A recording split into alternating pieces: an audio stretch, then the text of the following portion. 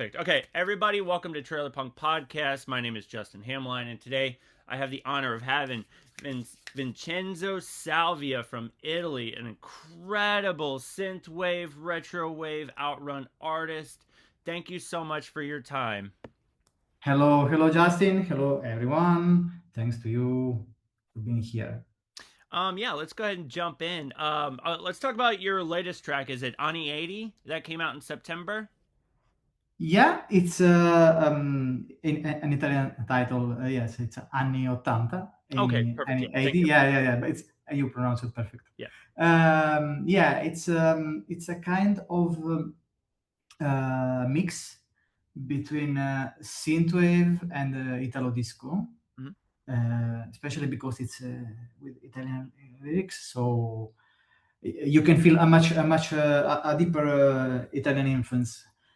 I wanted exactly to recreate a track that will give you the vibes of being on Italian highway by night. Yeah. It's a bit like some romantic vibes if you can give a look at the lyrics, like a love escapade.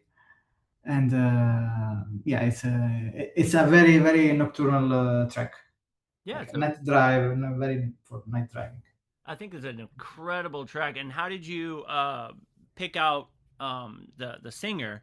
I'm bad at pronouncing names, but did you work with her previously? Tell me. It's the first time I worked with her. She's a professional singer. I found her on Fiverr, and I see she made a lot of professional works and even some soundtracks for I don't remember some video games. Yeah, I'm very bad with my memory. Sorry. no, you're fine. It's okay.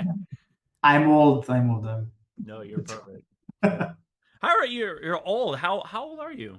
I see. I'm in my I'm 40s, so. yeah. I will be this year. I will be 43. Oh, you're fine. Oh, okay. Yeah, you're fine. Yeah, no. I'm from 83. Yes, I'm Yeah, from because I'll 1983. talk with a lot of synthwave artists, and a lot of them, they were like they weren't around like in the '80s, so it's almost like Mm, they're influenced by a thing that they never were around for. Tell me about you yeah. growing up, especially in Italy. I mean, I'm from the Midwest. Mhm. I'm here in Missouri. I'm right smack dab in the middle. Growing up in Italy, tell me about your experience in the '80s growing up in Italy. Oh, well, I was lucky because I grew up in a southern Italian city, very small city. So the 80s were like the tail of the 80s was much longer than more progressive cities like Milan or Rome. So we live at the 80s till the end of 90s, let's say. Yeah, yeah, yeah. Yeah, and so I lived. I remember very good the last part of the 80s, of course, because I was a bit older, let's say. Uh, I remember the Italian movies, the TV shows. We were very much influenced by Italo disco in our Italian movies soundtracks. We had such kind of movie style, which is called cinepanettone. Hmm. Like the first one was officially born in 1983, the year I born also, and it's like a traditional movie that we have every Christmas holiday, Oh wow. and it's like typical Berlusconi vibes. Oh, Such that's kind of okay. Yeah, no, that's awesome. yeah, but it was a kind of a manifesto of that era when it was all about consumistic mentality, uh, like a lot of sexualism, like also very vulgar jokes. But it was fine. It was okay in that era. It was everything admitted, and it was a lot full of Italo disco tracks Oh yeah. like Ryan Paris, Gazebo, uh, a lot of this hit. Sabrina Salerno, of course, she was Yeah, also in some of those movies, like actress. that's awesome. That's so cool. You got Mm. like a nice little tradition there. And I've always been a huge fan of Italian movies. My favorite, I mean, everybody hears about it on the podcast. I'm a huge fan of Italian giallo movies. Those are my favorite. Mm. They're my go-to comfort movies, and even the soundtracks alone are like amazing. Like I could, it's one of those like if I'm having like a weird day, I'll turn on any sort of Italian giallo, no matter if it's Argento Yeah. or Fulci or Bava, or even just like the ones that Mhm. are not very well known. I mean, man, Yeah, yeah, that'd yeah. be amazing, and I love those movies. Mhm. Yes, yes. Or the horror Yes, movies also. very horror. Yes. Yeah. Then I grew up in the 90s, Yeah. and the 90s in Italy, or well, let's say in Europe, were a bit different from the USA Hmm. because we had a very strong influence of the Eurodance music. Yeah. Eurodance, maybe as I know, it was not so popular in the US, but it was like the child of the Italo Disco, Yeah. Yeah. Yeah. with a bit faster rhythm, Hmm. like more high energy. But the idea which was behind the Eurodance was very similar to the Italo Disco. Anyway, it's music with not very deep lyrics, just for dancing to have fun, Yes. but very like positive, with Definitely. positive vibes. Yeah. I definitely. I can see that for sure. And it's. Were you ever involved in like going to the club scene, or were you more involved in just the rock venues? You mean when I was a young? Growing up, yeah, growing up, yeah. Yeah, yeah. Well, we had mm, this habit to go in the 90s. We had this habit to go in the discos on Sunday afternoon, which Mm. is a bit weird. Wow, that's But cool. yeah, you think like okay, in Saturday you go late in the disco, but it was like more for teenagers. Oh, that's neat. Yeah, and we were all there. We had such beautiful lives, very carefree. Of course, when you are a teenager, you don't have. You are free. You are free of any of this busy life. Yeah, for sure. Yeah, so you're a bit more Yeah, like free. You don't have a lot of work to do, especially if you're not. It's a weekend, so you yeah. don't have schoolwork. Just study and anything else. Yeah. So it was really fun, and then we went out on the disco with our scooters and go home. Yeah, it was really really funny with such hits like from Gigi D'Agostino or FL65. You can Wow. you can imagine the vibes. Yeah. Oh, for sure. Yeah. Mhm. Wow, that's amazing. And so, tell me about like getting involved in music. What made you want to pick up an instrument? Not just that, but you kind of had a shift where you were interested in rock music, but then you went to electronic. Tell me about that. Yeah, I started as I always I like to tell this in my interviews. I started with my mother wooden spoons. Oh yes. Oh, me too. Yeah.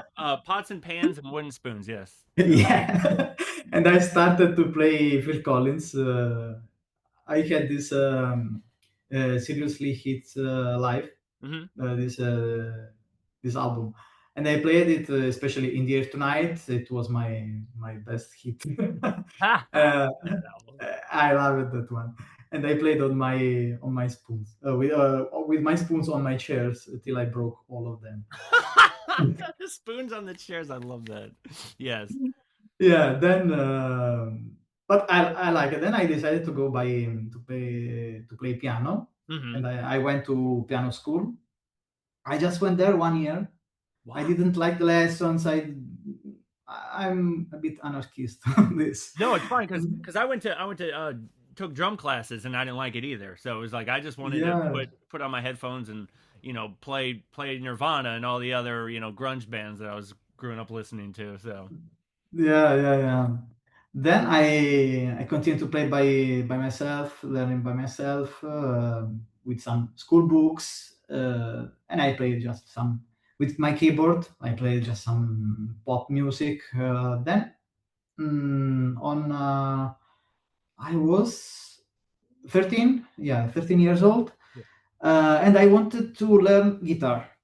Wow. That was my twist on rock music, then metal music, because then at 14 years old I started to play electric guitar. Yes. So I jumped into light metal, then into a bit harder metal with Sure. death, Swedish death metal, Yep. black metal. Yep. Black Uh, metal. Yep. Norwegian black metal, stuff like that. yeah, so not very light music. Right. Then yeah, but also I was a teenager. I was a rebel. When the whole world is against you in that period. Yes. Yes. Yeah, everyone is against you, or you against the world. Who knows? So it was a really funny period. I learned really a lot of, and really, I think this brought a lot of mix of influence on my current style I agree. because Yes, it really does. You can tell that you add that sort of rock influence to your music. yeah, yeah, yeah. Plus, you can mix some Italo disco and metal, and it will be something like Beautiful. really, Yeah, really, I think really it's great. strange. Yeah, Yeah, it's fun. yeah. Then I played many years this style till I started to listen to some more electronic metal or electronic dark wave, more from Germany, especially. Yeah, sure. And so I wanted to do something more electronic, and I jumped into dark electronic music. I started to do something with my alter ego, which was named Schatten. It's a Shotgun. German word. Mhm. It Yep. stays means shadow, Mhm. and that's how I started to play electronic music. Then anyway, it was electronic, but still I felt that it was 80s music. Of course. And step by step, I switched it into 80s music. Then I found out that it was a community Yeah. around. It was 2000. I started in 2011. Mhm. Yeah. I jumped into this Facebook group, Synthetics. It Oh was yeah. Yep. one of the A Facebook group. biggest group. You know that Yeah, yeah. that Mhm. group. Yeah, and we were really like an artistic circle. Everyone was there inside, Yep. and it was really, really beautiful. You really felt this growing up of this scene, but very genuine. Wow. It was really, really beautiful. Then, in 2012, I released my first EP, Voyage, or Voyage, how you want to pronounce. And it was first synthwave, outrun, with some Italo disco influence. And Man. step by step, I made some different style. I jumped to one style to another, but still 80s, still synthwave. Anyway, Yeah, you what you're still feel comfortable my signature, yeah. with. Mm-hmm. That's amazing, and it's it got such an array of influences, and not just that, but you'll jump with like different stories where it'll be romance or it'll be horror, just even poking fun at Italian food. Like I find it so cheeky like that. It's so fun and so cool. Like you really do have like an original style, and there's certain things where your story's a little different than what most people that I talk to. They're like, oh, I was I was influenced by synthwave, so I started creating synthwave, and you're like going, no, no, no, I was influenced by the dark wave scene in Germany, and I was then influenced by just 80s movies, 80s music, stuff like that to go, this is it, and you're kind of jumping into the scene where it was kind of in its building stages. Kavinsky started putting stuff out, and a lot of the early stages of synthwave, and John, of course, John Carpenter, but more people were starting to kind of see his music as something completely separate from his movies. Like they're going, oh wow, this is like something completely different, you know. And it was such a neat time. I always encourage people to kind of like dig deep into that sort of synth wave history. Yeah. Plus, I love Mm. to drive cars, and when I was 15, 16 years old, I dreamed to drive by night with Yeah. some 80s music. Yes. We get driving license at 18. So I dream it, and I really imagine myself like a bit older, a bit like adult, to drive, to be with my car, just to go without a purpose on the city, on the highway, with this music, with the rain on the night, in the night. And finally, I I got my driving license, and but I didn't have my own music still. Yeah. So that's why I made music first Oh of all my, for myself. that's so cool. I love that. You make your own music to drive to, especially in Italy, man. It's got to be so scenic. That's so cool. I never thought Yeah, that's so awesome. yeah, but it's actually what I did all my life with also with other genre that I played. Uh, I wanted first of all to play music for myself, Yeah. to tell what I had inside, and like to have a soundtrack for every moment Of that I course. lived. Then okay, some people will like it's fun, but like most of all, I needed for me this. Right. Now it's different, okay, because I'm more, let's say, popular. But it was really, Yes. really cool to be like to create your own. It's like you create your dress, like Yes. to wear it.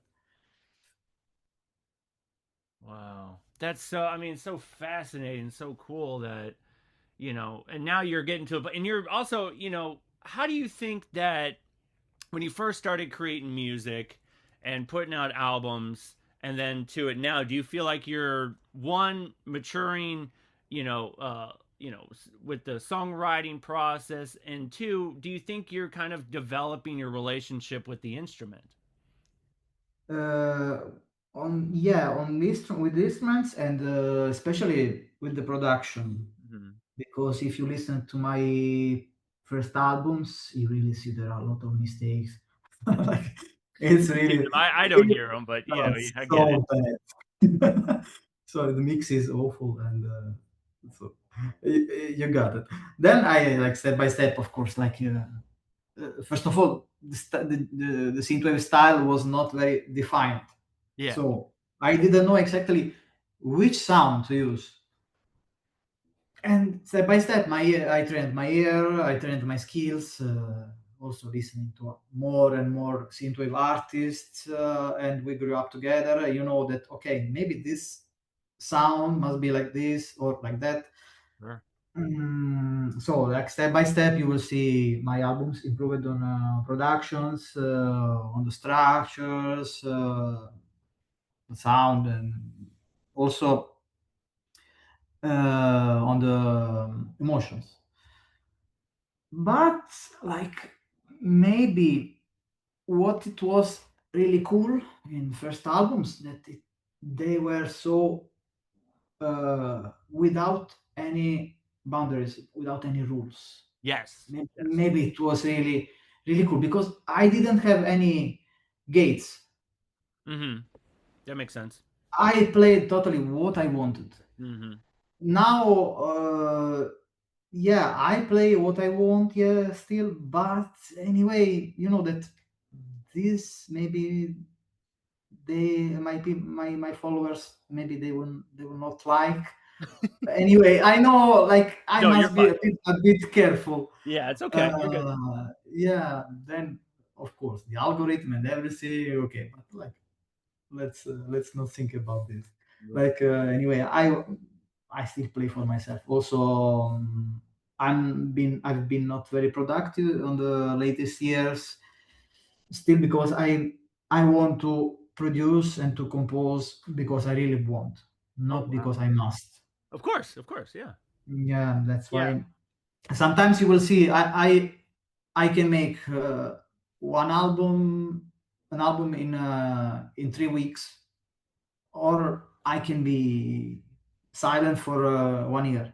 Yeah. Well, yeah, yeah. I can see that. And there's, I mean, you can't rush art. And then you don't want to make anything that sounds cookie cutter or, I don't want to do a copy and paste album where it's like, you don't want your fans to go, well, this album sounds exactly like this album. It's just like, no, I want that sort of creative freedom. And I think no artist should have an excuse of go, people are like, shouldn't be like, oh, well, why is it taking you so? Well, probably because I'm trying to build an idea, a concept, or this. I need my time to be creative. Yeah, especially because I love to create concept albums. Hmm.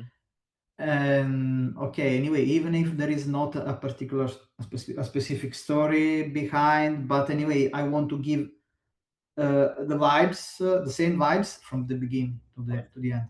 Yeah. And also this takes time, and or it can be inspired by my daily life or just f- some fantasy, like some stories, something that I want just to imagine. Sure. But anyway, it takes time, Oh and yeah. you can just create from nothing. I think you need some concept behind. Yeah, definitely. And what was the? Because you kind of shifted from Shatin to uh, Vincenzo. Tell me about the name change. Was it just because you wanted to keep it your name, or were people kind of mistaken since you were using the German word for shadow? Were you like, oh, people are going to think I'm a German artist? Tell me about the shift from that. Well, the shift was maybe 2 years before I started to make synthwave, and it Okay, was an idea by by a friend of mine. cool.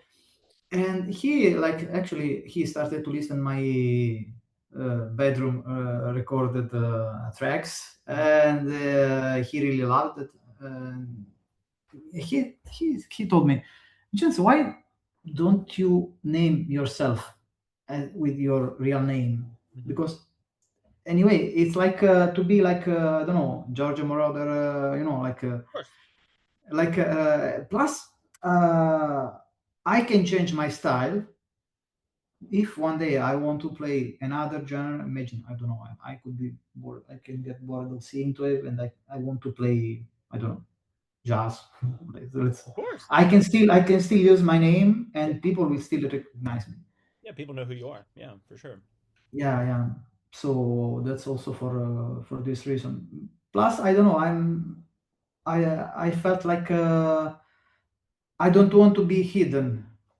I want to be like people who who knows me know that I'm Vincenzo Salvia, and I'm not behind a mask, because in Synthwave, for example, we have a lot of lots of artists who are not, don't have a public face, for example. I prefer just, it's like my choice. I don't say it's bad or not. I prefer to have my name, my face on the social. More like, let's say, like friendly, okay? Like you give a friendly impact to people.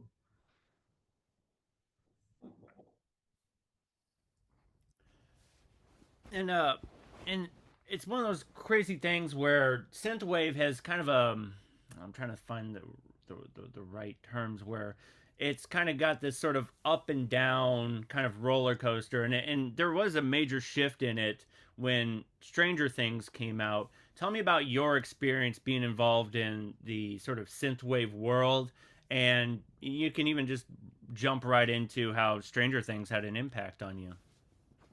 Well,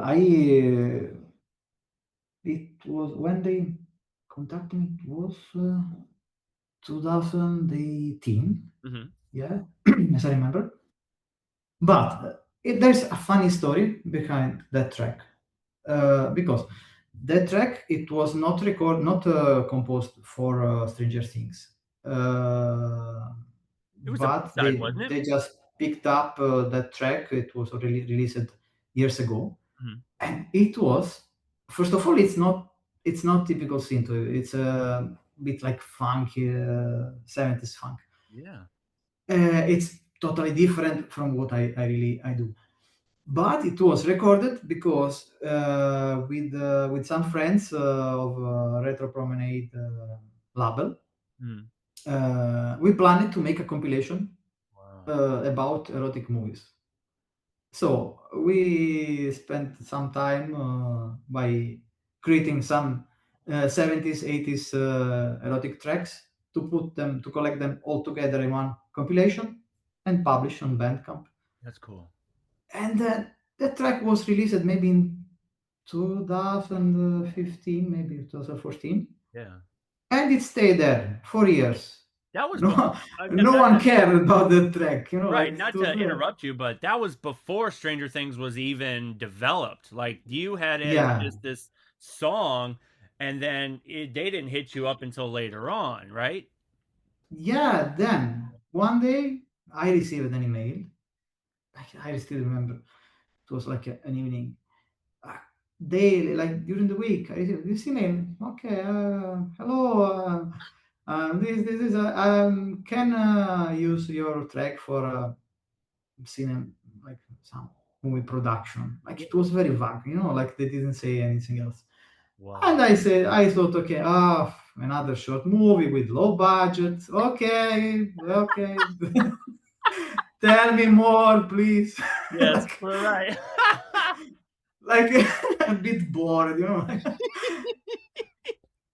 And then, okay, and then I received the second email with the contract and more clear explanation of what it is. Wow. And I read the Stranger Things. I Wow. don't wait second one. Wait, what? God, what? And so I Yeah. couldn't believe, of course. You're Of like course, I send. checked. I checked the email, the sender here, like it was proper address, and everything. And he was a music supervisor. Wow. Uh, Also, I was in copy with Nora Felder, the official music supervisor from Netflix from Stranger Things. Hmm. Uh, and like, really, they wanted exactly that track for that scene. They knew where the track had to be. It was all on the contract. They explained me the scene and the vibes. So it was That's like just very lucky. I was very, very lucky. right. Without any labels, without any contacts, it's really luck.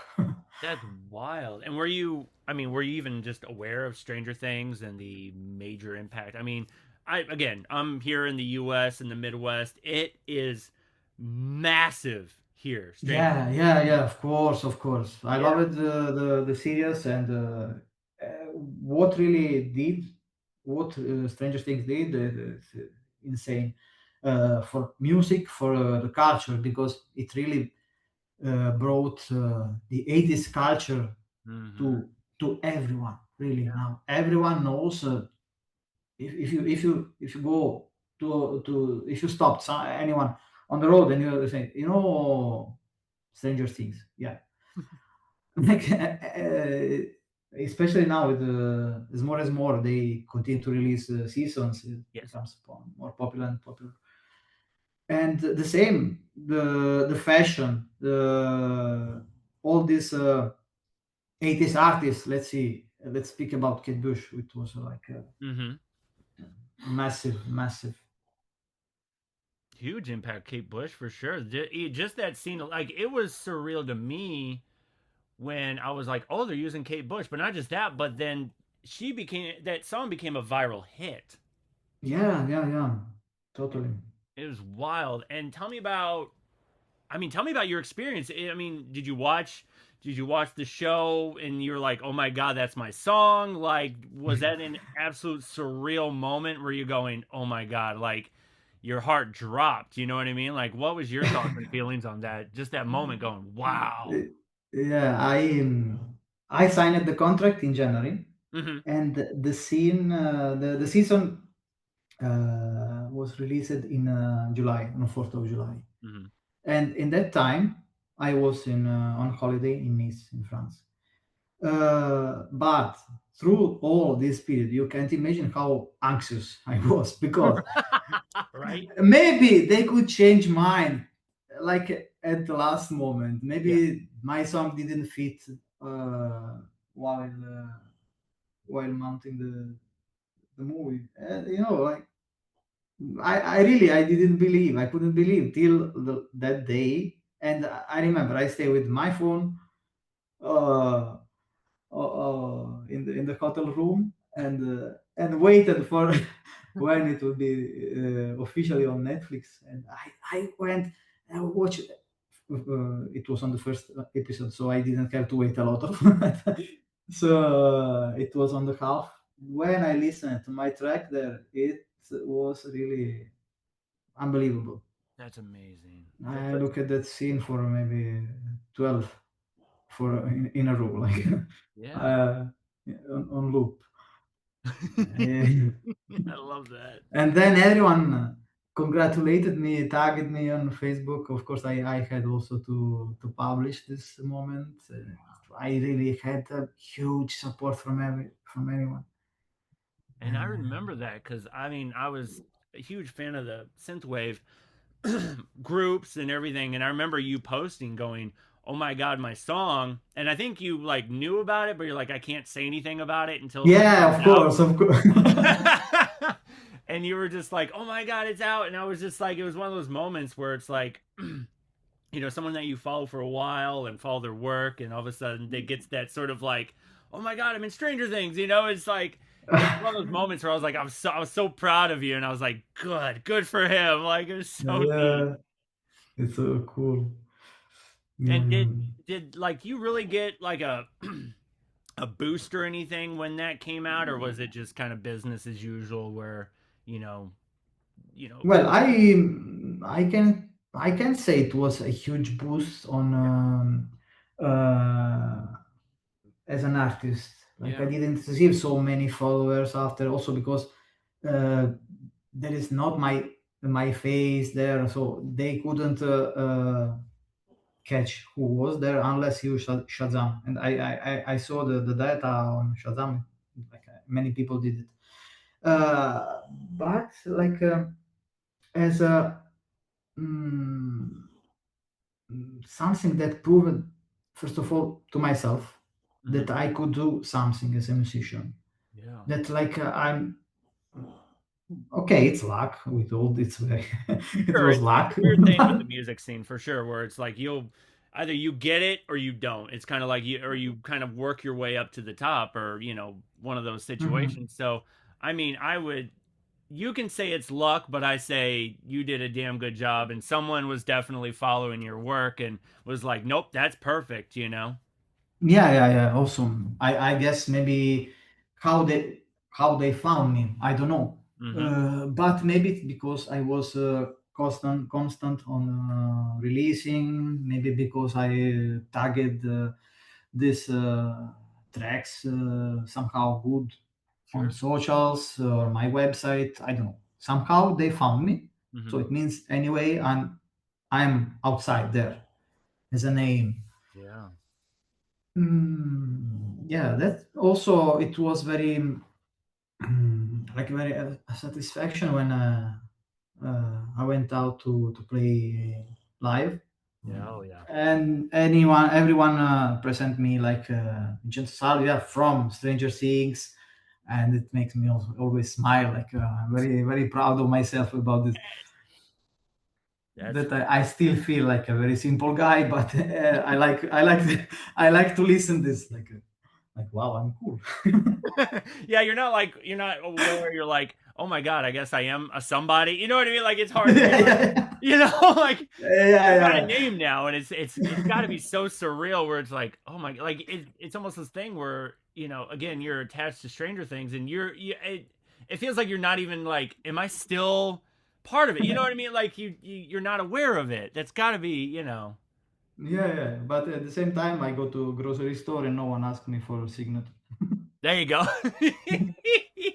But do you really want to be at the grocery store and somebody's like, hey, sign my Yeah, apple juice or something? You know what I mean? Like, yeah. I'm from Stranger Things. You know that one. yeah. You brought up playing live. Tell me how you kind of translate what you do in the studio to the stage. Yeah, I've been in London, Berlin, Malta. In London, I was on the Retro Future festival, Wow. which was very cool, with Robert Parker, Wave Shaper, Nina, Matt Levine. Uh, Whoa. on the second time, also been there 2 times, Yeah, wow. with Circadian, Makeup and Vanity Set, and really, it was really beautiful experience, because you see a lot of people comes there from all over Europe, Uh huh. Definitely. just to see their Synthwave heroes. Yep. And it was so cool. Everyone came to me to say hello. A lot of people whom I know from the community, Yeah. people whom I spoke with for years, and you see them on real, and it's really cool. And how I play live, I first of all I like to dance, Good. so I I want also people dance, have fun, Of course. and I have to choose for the best tracks to dance. I make a bit like also some horror workout music, which also make people dance. Yep. Of course. And I play live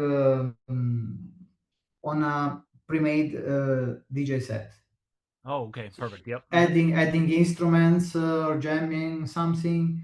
So it's not technically difficult, let's No. say, by Sure. my side, but what I care about that people have fun. It's the energy. And Sure. I also want to have fun. I don't want to stay with my head on scenes and think about too many stuff, too many knobs to tweak. Smart. Yeah. I just want to see people, to jump with them, Mhm. to say hello, to make Italian gestures, and have fun. Uh, and it works. It works. Yeah, and no, and I think that's okay. And I've not wanted to, because some people will be like, well, if you're not, if you don't have, turntables up there or this, that, and the other, then you're not real. It's like, no, this is a community. This is however you're comfortable, because again, you're going. I don't want my head down, knob twiddling and button pushing or having to do this, that, and the other. I'm in it to enjoy myself, to be one with the crowd, to, you know, dance, to Yeah, enjoy myself and just dance and enjoy this moment instead of having to worry about, if this track skips or if this goes this way or whatever. It's like, no, even if it's a pre-made set, which honestly most sets are kind of that way because it's just makes things easier. But you're like, no, I want to enjoy myself, and I think that's brilliant.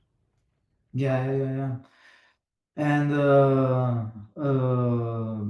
let's say like I made this set exporting the project without some instruments, so I don't play on the same the same stems. I just like I use the same instruments that I used on the original tracks. I add maybe something, but like anyway, I play something. That's why Of course, no, it's yeah, I get that, yeah. Mhm. it's not playback. Right. Uh, I have to tell a story. Once, when I still used Windows, Hmm. uh, Windows has a very bad feature. Yeah. If you are on your I use it Cubase, and when you remove your USB cable and put it back, Yes. it won't work. Your MIDI won't work at all. Yes. And I was lucky because it was the last track on Oh, the set, and oh I no. took I took my MIDI K. I had a little MIDI K, a Yeah, small, yeah. and I wanted to go just like with my MIDI K on my arms Yeah, yeah. to walk on the stage, Yeah, yeah. but I walked a bit too far. and, and you can imagine Oh my what god. happened there. And okay, okay, my USB cable Mhm. just little bit switched off, Oh no. and I couldn't finish my track. Oh, oh my gosh. Jeez. Was And that that's why I thought maybe need to go to play with Mac. sure? Yeah, I mean, God, that's yeah, it's one of those weird moments. And did it really like make much of an impact on like the audience, or was this just something that you were like, oh, No, I messed up on my own, and thank God nobody I really guess noticed? I guess no one knows it. That's good. That's always a plus. You don't need Yeah. all of a sudden a track gets all messed. Like oh man, I've had flubs like that where the program won't Eh, load or whatever. It's so chaotic. Oh man. plus, people can't remember my tracks, like every single part of my track, so it's fun. Right. It's okay. Do you change up like your tracks like when you're performing live? Were you kind of like, or did you just kind of skip with like, you know what, this is the uplifting, the danceable stuff. I'll just stick with what you know, with what works, or were you kind of like, oh, I'll kind of add this and kind of add that, or even if you like, would you add any of like your solo older stuff while you're still trying to develop your sound? um, you mean like to use? Sorry, I didn't get your question. Like if I use some other tracks? Yeah, like when you're performing, like Ah, when you're doing your DJ set, did you, are you kind of like when you pick your songs, do you ever go back to where you're like, oh, I'm still developing my, when you're young and developing your sound and thought about introducing them into your set, even if you're like, oh, this is old and maybe some people won't like it. Like, tell me about when you go through your set. yeah. I still pick some old tracks Okay, cool. because they are very jumpy and I like them. Of course, I remaster for so with a better production, so they can sound better Yeah. and more like on the same levels with the other tracks, so you don't feel the difference. But still fun for me to play the older tracks, and people maybe they are more stick to the older tracks, which is like more like the, let's say, the classics. Yes. Many people know my track Domenica Hmm. or Zombie Workout, Oh, yeah. which is a very like let's say horror and workout together. Yes. Hmm. It's very fun, very funny track to listen on the stage, and people really move this track really a lot. That's awesome. And Plus, of course, I play the most recent tracks, like let's say to promote, and like just because maybe someone didn't that many people don't follow me, yeah. so it's a chance to listen what I'm doing now, how I change it, and just to give another idea of myself. Yeah, sure. And what's one production rule that you used to follow religiously but now completely ignore? Hmm. I This is interesting question. But I think like I'm still stuck on the same production rules, Sure. and that's what makes my music sound still old. Let's say old. Sure. Like I don't make modern production. Hmm. I just learned to mix better, to master better, but I didn't change my production rules. Mm, Yeah. I just changed my way Hmm. of telling stories. Smart. Okay. Yeah. Mm. And you really do have like a unique way of telling your stories. What kind of got you involved in wanting to develop concept albums rather than just putting out, I mean, you do have singles where you put out here and there, but tell me why you wanted to develop something like a concept album. Well, I'm first of all, I'm very creative, and I love to write ideas, to create imaginary movies, Mm-hmm. uh, and something funny. For example, this stories about the pineapple on pizza. A lot of people made jokes about, and like Yes. a lot of people tagged me on social every time they see some uh, some memes about pineapple and pizza. They tag me. Uh, and so I thought, like, why not to use this on music? And what is it's horror for Italians to see this. And okay, so let's make an horror album. Sure. Uh, That's hilarious. and this was one of the concepts I did. Or uh, another, my top favorite is They Speak Italian, Yeah. which is like the stereotype of Italians uh, almost dying for food, Mm-hmm. and that's why they become zombie, Yeah. because they don't get enough pasta, enough bread, enough pizza, and Oh man. they become zombies. And you see these Italians. Imagine zombies with this typical Italian gesture, like this mamma mia, and you see them walking on the road without limbs. That's so brilliant. You got like such a great sense of humor. Like, tell me what, I mean, were you always involved in, just comedy in general? Like, you really add this sort of cheeky sense to your albums and stuff. I mean, some people are weird about adding comedy to music because they don't want to be, kind of put in a box or whatever, have it as novelty. Tell me about how you just go, this is what I love to do. And even if it's an inside joke, tell me about that sort of process where you are fine with adding comedy to music. Yeah, I think it gives more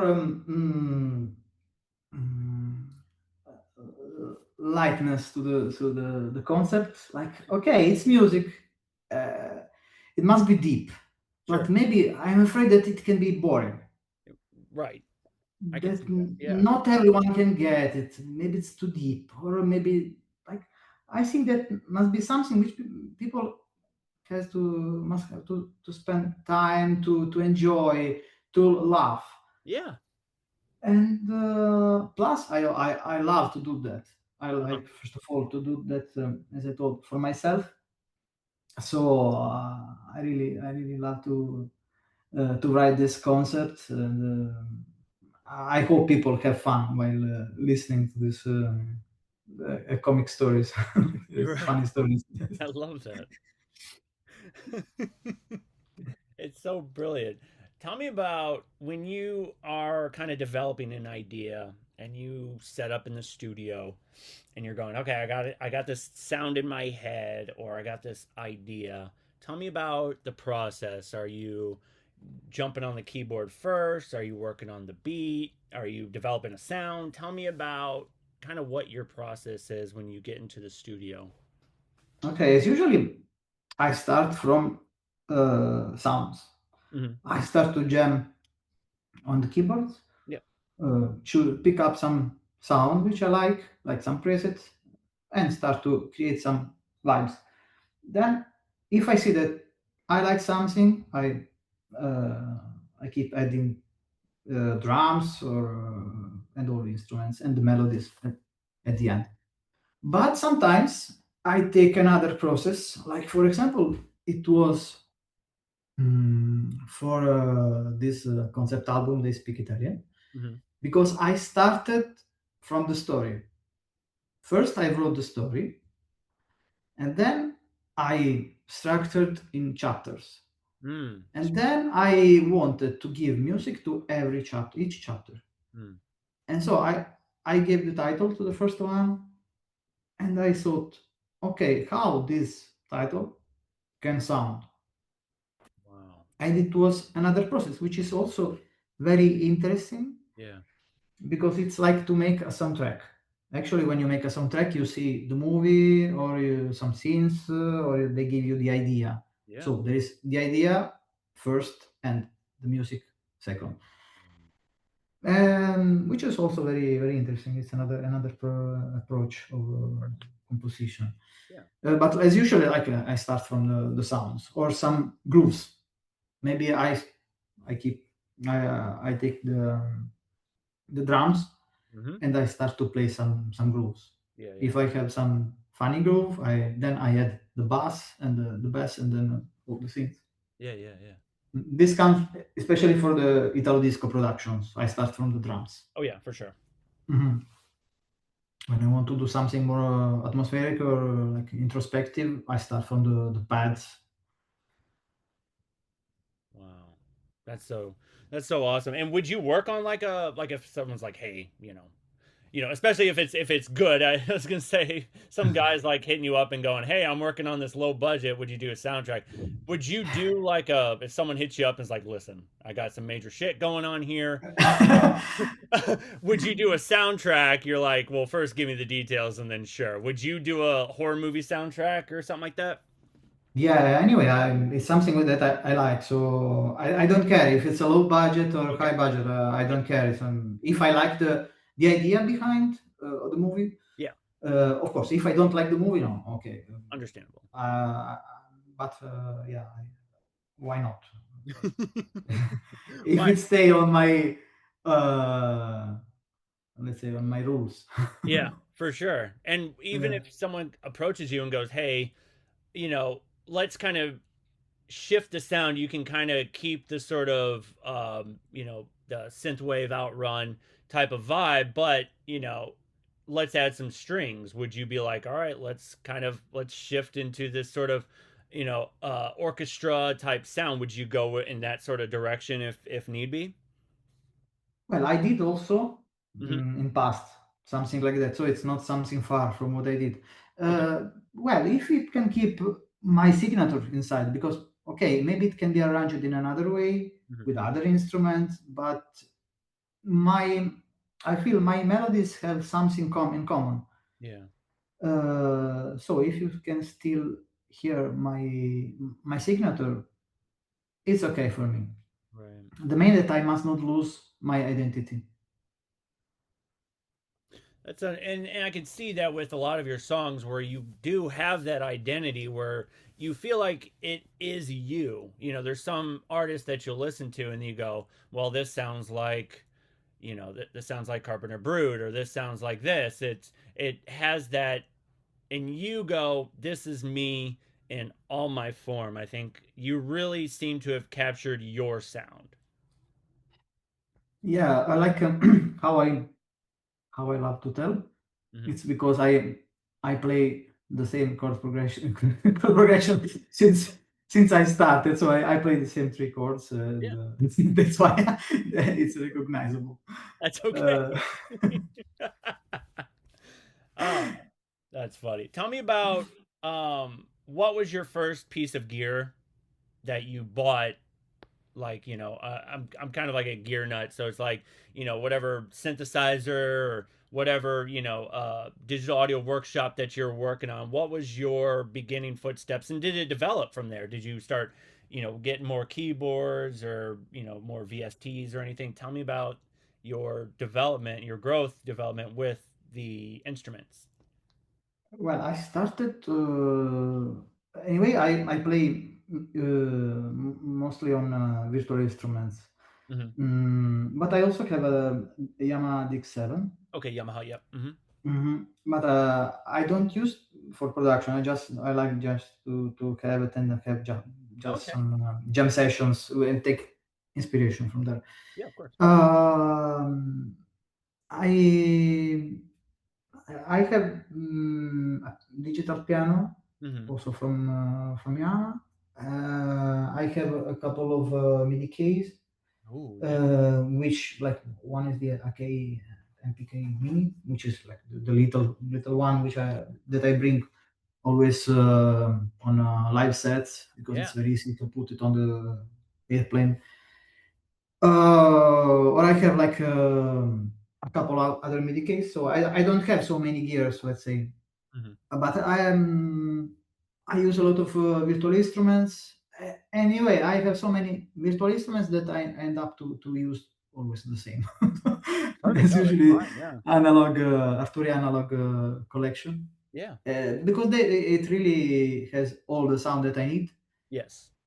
Sometimes I play with the Daiwa, sometimes with Zebra 2, uh, and the BA1 Oh, okay. Yeah. that I bought recently that has a lot of beautiful sounds. Oh, yeah.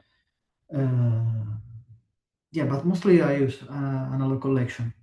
Cool. It's really amazing. It That's sounds great. really really good.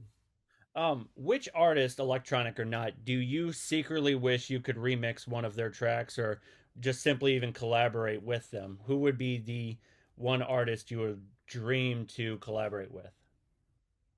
Well, my synthwave hero, Miami Nights, 1984.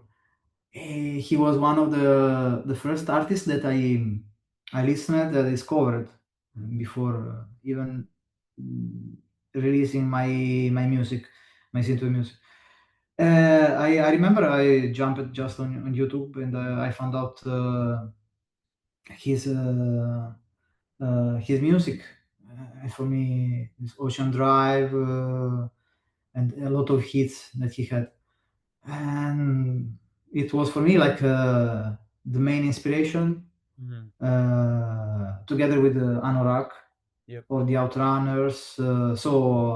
But Anorak and Outrunners maybe I don't know, or they stopped releasing, or they maybe I'm not following them closely, so maybe the algorithm doesn't show.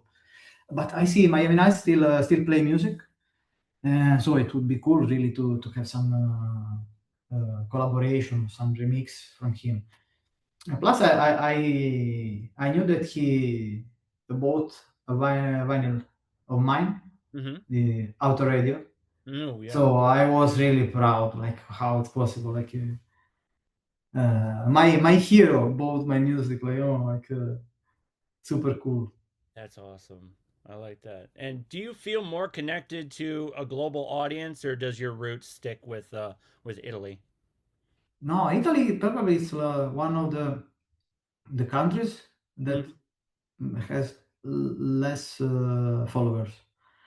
The main audience is in USA, Yeah. then Germany, UK, Sweden, France are the main. But like Canada, Australia, Italy really, I have really few followers here. I don't know, maybe because the Italian culture is too strong. Italian Hmm. music culture is too strong and venomous. We have this stupid yearly festival, Sanremo, Yeah. and a lot of people will yell on me now. But we say Italian, don't listen. And it's really so trash music, so Hmm. bad. A lot of reggaeton or really bad pop music. I get that. Yeah. Yeah, it's really very commercial. And this is very powerful because in Italy you listen to this music everywhere in supermarkets. You don't have a selection. Hmm. You just go everywhere and you still listen to this crap. And I think people, like, if you are not curious, if you don't want to just discover other style, you think this is music. Yeah, okay, Right. it's the only style in the world, and you keep listening to this. Uh, I've been lucky because my previous story that I told about the Italian movies and so, but also I'm very curious, Yeah. and since I live in a very closed city, like Yes. very retro city. Hmm. I wanted to escape from there mentally and physically. That makes sense. Yeah. And so I discovered a lot of music on YouTube because I just jumped and I wanted to see what was other uh, other landscapes, Of course. other mentalities. I wanted to find like, okay, it's not Potenza is not Italy, it's not the world. I want to see something. What happened there outside? So that's how I discovered Synthwave as an Italian. Wow.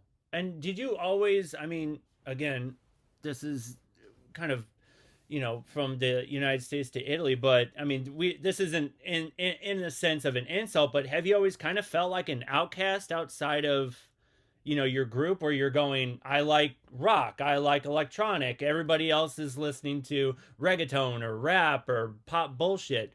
I'm completely outside of that group. Have you always kind of felt like that sort of outcast or outsider? No, actually, no. I Okay, feel all right. like yeah, I'm fine. I don't like to belong on groups. Okay, so yeah, yeah, got it. Yeah, just as I told, music is just for myself. Cool. So I don't care. Like, people like, people don't like. It's your music. You listen your music. I listen to my music. Perfect. It's Yep. fun. Yeah, yeah, yeah. Even when I was a metalhead, Hmm. metalheads have more like a deeper sense of community. But anyway, yeah, I dressed up with black leather jackets, Yeah, boots, but and long hair when I had long hair. You can imagine. Yeah, I love it. but Because we have still, that. We have that here. Yeah, we have that here too. We have the metalheads where again, leather jackets, long hair. yeah. Yeah. So Yeah, yeah. But still, on that time, I listened to other music, so I didn't feel very like strictly metalhead. sure. Yeah. And Mhm. that's the thing where you were like, hey, I listen to metal, but it's like your true passion lied in electronic music. Yeah, yeah, yeah, yeah. That's how I discovered, because I have some fellows. Yeah. They listen to metal since they were maybe 12, and now in 45, 50 years old, they still listen to metal. Yeah. Okay, for it's maybe it's okay for them. They found this style like sticking to their vibes, to their mood. For me, no, I like to discover. I'm very curious. That's awesome. That's great. And kind of jumping right back into music, are there sounds or ideas you're curious about that you haven't quite explored yet? I'd like to do, but I'm not able to. I would love to play 80s Japan city pop. Whoa. This Cool. I love it. I love it. Yes. I put some playlist on my car in my car. Oh my god! I listen to these rhythms, these melodies, this sound, and it's so beautiful. Yeah. I tried to do something close with Uh-huh. my album Weekend. Yeah.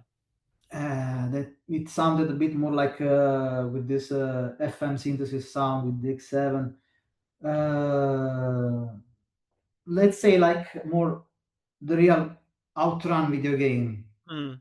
Okay, like jumpy, groovy, and very like light-hearted vibes. But anyway, it's much different of what I wanted to do. But I don't know, maybe I can study like to. I think maybe because I didn't stick on those sounds, Yeah. and I have to put myself to study to Yeah. play on them, and maybe I will learn. I don't know, maybe That would be one day. so cool to hear.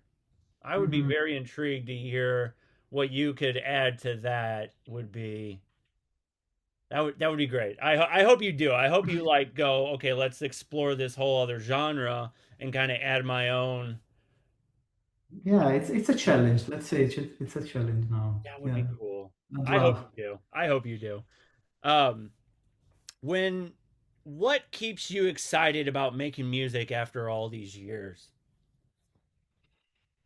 Well, it's I'm growing. I'm growing up, but I still have a lot of things to tell to people.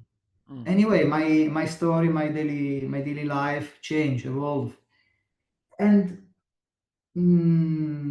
it doesn't finish. Like I have new experiences. My life change every year. I have something new to tell. Yeah. or anyway, the music I listen to change my uh, influences. Yeah. I discover new artists, and I want to do something more like that one. Now, for example, uh, I'm going to release a new track, which I almost finished, and it's more like 70s 80s mafia style with mixed with Ooh. some Italo disco.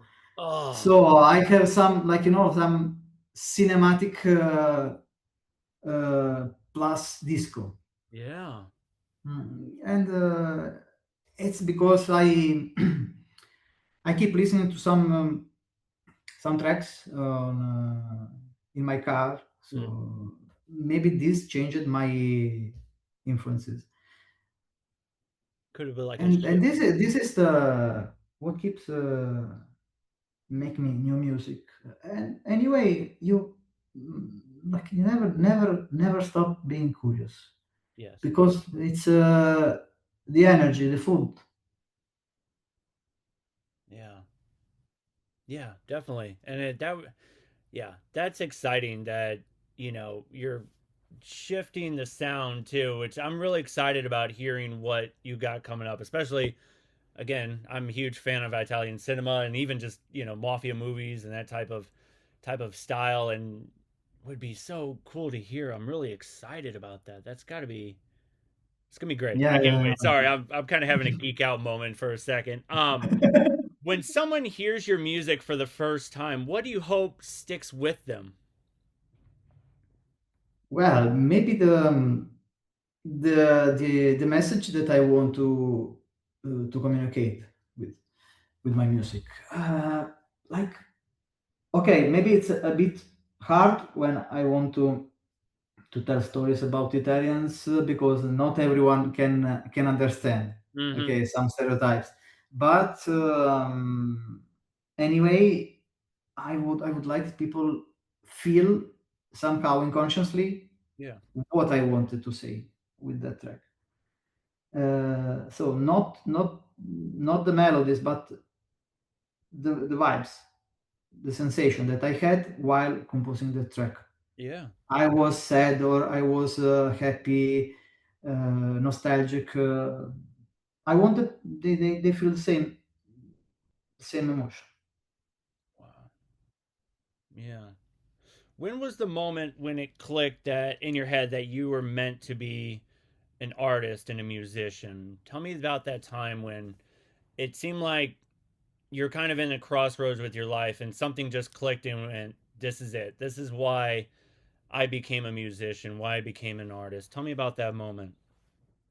I received some really, really beautiful comments sometimes on my social, or someone wrote me direct messages. How my track, one track, or some albums helped them in Mm-hmm. some difficult moments. And this is what really happened to me when I listen to some music that helped me when I was particularly sad. And this music, like a care, like a medicine. Mm-hmm. And I couldn't imagine that my music could do the same to other people. And this is, for me, is the best satisfaction, because you really you helped people. Yeah. Have you ever had a moment like that where an artist or an album saved your life? Mm, what do you mean? Like, Like, is there an artist that you looked up to? Like, if you're having, a bad day or whatever, or you're just feeling just the weight of life in general, is there like a okay, go-to I got it. artist or an album that you go to? Yeah, when I'm very very sad, I always go to The Cure. Nice. Nice. Yeah, That's a I good I one. love it. I love it, that band. Yes. And the old albums, of course, Pornography or Mhm. Disintegration, are the best for me.